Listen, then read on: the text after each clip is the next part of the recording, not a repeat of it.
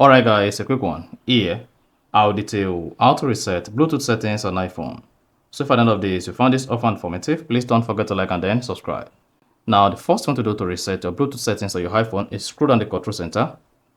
Then locate the Bluetooth. If the Bluetooth is turned on just like this, you want to go ahead and turn it off for a couple of seconds.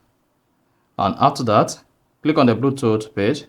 Then it should say all your devices. Then once you've waited a couple of seconds, go ahead and reconnect again. However, if this fails to fix your Bluetooth not working or the issue you have with your Bluetooth, all you simply need to do is to forget the device and then repair the Bluetooth again. To do this, go to your iPhone settings, locate Bluetooth and click on it.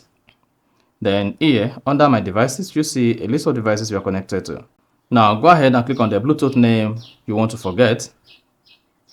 Then click on forget device.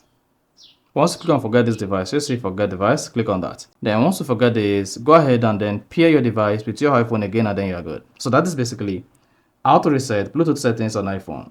So if you found this offer informative, please don't forget to like and then subscribe.